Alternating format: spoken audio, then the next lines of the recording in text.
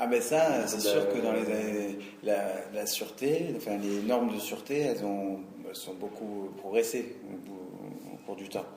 Donc si vous voulez, on a rajouté des boulons et des barrières, quoi, en gros. Je ne sais pas si ça répond un peu à votre question. Bon, alors attendez, moi, donc, premier truc, regardez déterministe, probabiliste, cherchez. Si vous voulez avoir des détails, moi je l'ai écrit dans mon bouquin, ça. Mon bouquin il doit être à la bibliothèque, hein, je pense, non? Enfin, avec un peu de chance. Bon, c'est dans le chapitre, dans la première partie. Donc ça, vous avez la différence entre probabilité et déterministe, dit un peu clairement, écrit clairement.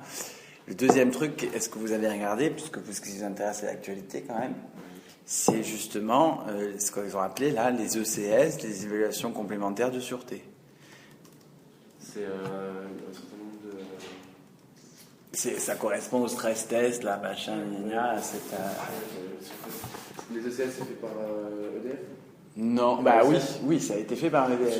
Je demande des autorités de sûreté. Ouais, alors ça aussi, vous pourrez quand même. Enfin, c'est pas que mon livre, c'est la Bible, mais ça vous donne quand même des éléments de base sur comment ça marche. Donc, effectivement, il y a EDF, Areva, machin, il y a l'ASN et il y a l'IRSN. Donc, l'ASN, là, qu'est-ce qui s'est passé? Donc, évidemment, il y a eu un truc mondial, ça a phosphoré, etc. On tapait du poing sur la table, il faut l'Europe, il faut... Alors qu'en matière de sûreté nucléaire, il n'y a jamais eu d'Europe. Hein. Enfin, c'était un domaine comment dire? Dans le local, Ouais, c'est souveraineté nationale, quoi. C'est un objet de souveraineté nationale, le nucléaire et la sûreté nucléaire, parce que ça a à voir avec la politique énergétique, etc. Donc, du coup, c'est la première fois qu'on entend parler autant d'Europe. Bon, après, il y a eu tout un discours. Il y en a qui ont dit de toute façon c'est terminé, on sort. Il y en a qui ont dit on va rester, c'est trop important. Donc, dans la première partie, on sort, c'est l'Italie. Peut-être qu'heureusement d'ailleurs, Italie, Allemagne, Suisse. Hein. Mais alors Allemagne, c'est un peu plus compliqué, je pense, parce peut-être que ça a influencé, mais ils avaient déjà prévu de sortir, donc on en a fait tout un écho, mais à mon avis, c'était moins... bon. Enfin, c'est vrai qu'avant Fukushima, il y avait eu de chance si on se remettait au nucléaire.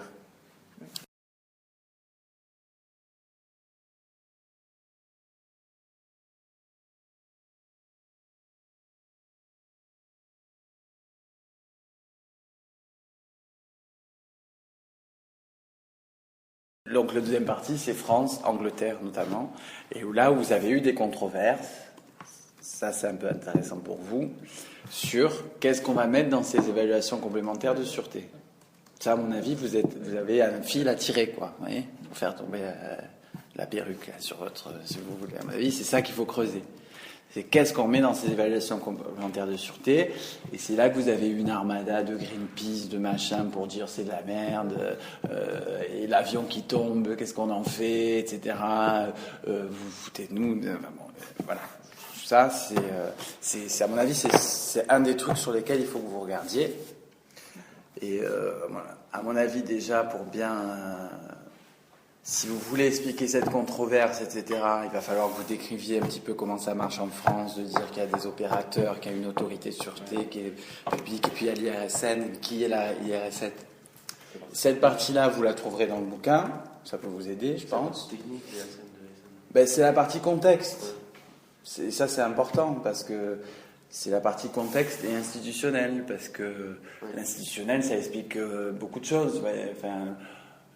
Ça explique beaucoup de choses. Il ne faut pas se laisser avoir par c'est public, c'est privé, ou ça dépend du ministre de l'Industrie, mais c'est quand même important. Parce que si un service il est rattaché au ministère de l'économie, je sais pas, il va avoir plus facilement des sous c'est un peu bête ce que je raconte, mais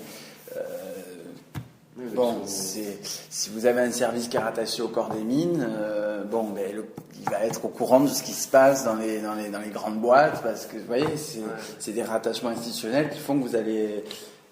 c'est comme ça. Donc c'est des clés pour vous. Ouais, et donc pour vous, c'est des clés de compréhension. Donc si vous allez décrire des controverses, il faut quand même à mon avis, présenter les acteurs qui dirigent, ou qui manipulent, ou j'en sais rien, ou qui sont au cœur de ces controverses. Et ça va être important de les décrire. Mais Greenpeace, qu'est-ce que c'est? C'est une association Intel qui s'est fait connaître par le passé et qui soutient en général quoi et comment ça a des sous, etc. L'IRSN, ce sont des experts. Sont-ils indépendants? Pourquoi? Qui sont-ils?